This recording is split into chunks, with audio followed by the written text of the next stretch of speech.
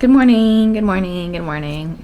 Today's video is going to be a little bit different than our usual vlog series. I'm going to be starting a new series called Real Talk, and it's going to be pretty much where we just talk real.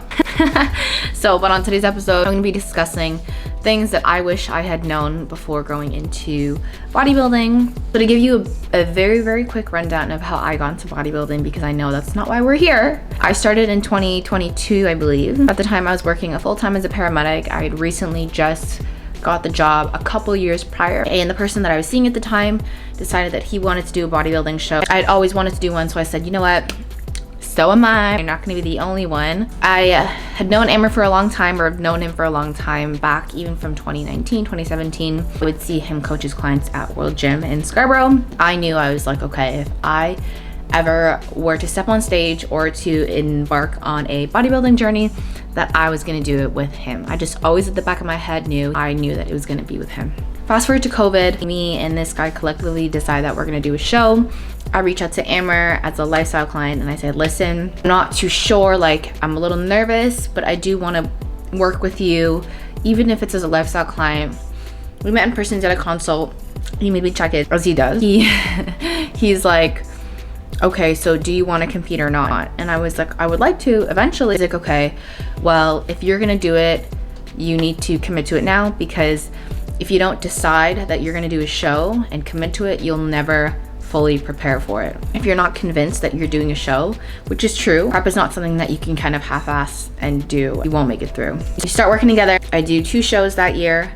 I win my regional show, I win my high class at my national show, and that was kind of history, and everything just kind of blossomed from there. So a few things that I'd wish I'd known before getting into this. Say the biggest and most obvious one was, number one, financial costs involved that come with participating in competitive bodybuilding. Cost number one is coaching. Personally, I don't necessarily see it as a cost because it's an investment. And I know it can be a tough pill to swallow for many, because generally there are big costs up front. Coaching can cost anywhere between, I would say, $200 on the very, very low end to $600 on the higher end. That's just a sliding range. I'm not 1000% sure what the majority of coaches will charge you for what level you are competing at, and these are monthly costs. You need a gym membership typically to train at, to do your cardio at, unless you have a home gym. It must be nice. So for me, I train at Good Life and I pay around $600 to $700 a year.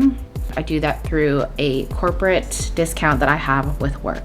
I can also train at HQ, which is included in, I guess, the amount that I pay for coaching. 3 is groceries. When you're in prep, you're gonna have to be eating a very particular and specific diet, whether that's a meal plan, whether that's macros.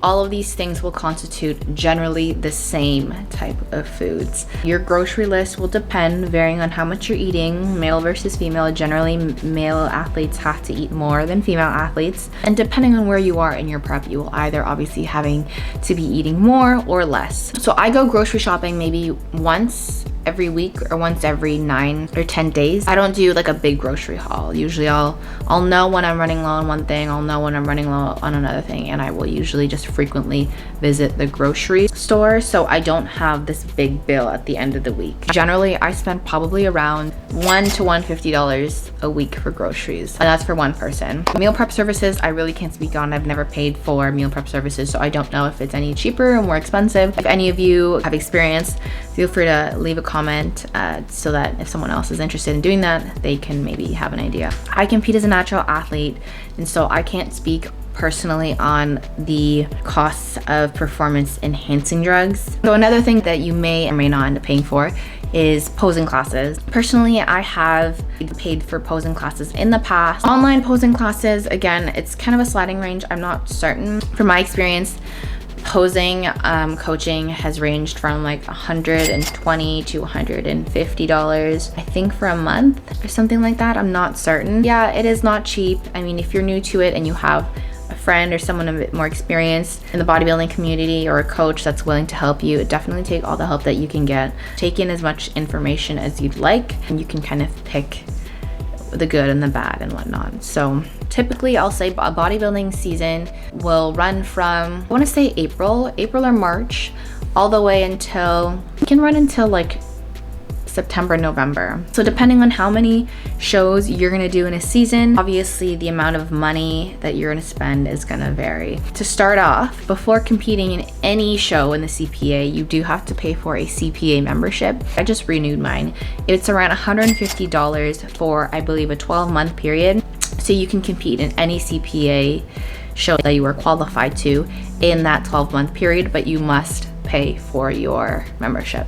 You won't be able to sign up for any shows without your specific CPA number. Usually as a new competitor, you're only really allowed to enroll in regional shows. Every single show has a enrollment fee, anywhere between 100, I wanna say 120, 150 to upwards to $250 maybe, like taxes and stuff and fees. So be mindful of that. That is just to be able to compete in that show.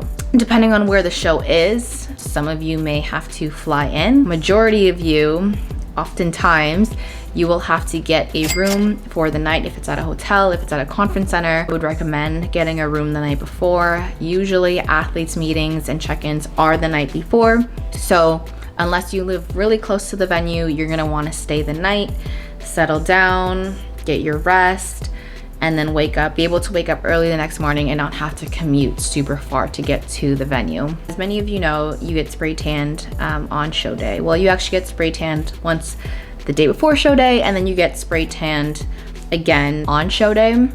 So that, I believe, is like $100. I think it's been a long time, I'm not certain.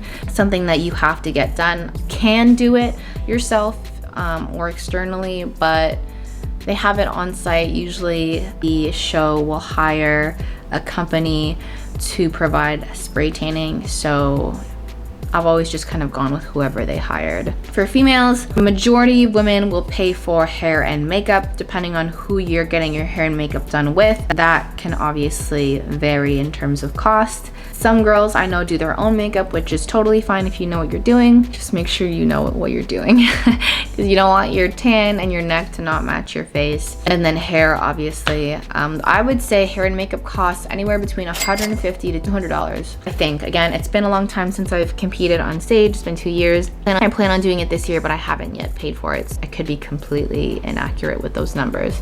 For women, if you're looking to compete, know that the bikini is not cheap. Obviously, there are several different companies and businesses that produce bikinis for competitive bodybuilding, bikini, figure, wellness, all that stuff. The prices, they can range. I'm not 1,000% sure what the low end is. I don't know. Bikini I bought 2 years ago was like around $600. I wore it twice. I may not be wearing it this season because the colors and the crystals are a little outdated. We'll see what I gotta do this year, but from what I heard, they are a little bit pricier now. They're like $700, $800. So bear in mind that that is something that you're going to have to pay for as well. Some people, myself including, have posing bikinis that I check in with. You might have seen it in my last video. There's just like a black Toxic Angels bikini. Nothing crystallized or bedazzled. Just something that I pop on every check-in day. And then heels. I just bought a new pair of heels because my old ones were big and the straps were ripping. Bikini girl problems. I replaced them, I sized down. Mine were the basic ones from the Shoe Fairy, the Olympian. I paid, I think, $170 for those heels. There are other websites that do provide cheaper alternatives, but I don't know how they feel. I know the Shoe Fairy does offer very comfortable shoes and I could stand in them all day. I didn't want to take a chance and go to the cheaper option because I wasn't sure if I was going to be happy with how they felt on my feet. I don't want to make major changes that may throw me off. I think that's it, guys. If I am missing anything, feel free to comment it down below and maybe we can make a second video, I'm not sure. Again, just things to bear in mind. Bodybuilding is, well, one, bodybuilding is something that you choose to do. You should never do it for the wrong reasons, not for someone else, not for validation. This is something that you have to decide for yourself that you want to engage in, participate in, because it is very much all-encompassing. It takes a lot of energy and mental space of your life. Just be prepared for that. It affects you, it affects the people around you, your family, your loved ones, your partners, your spouses.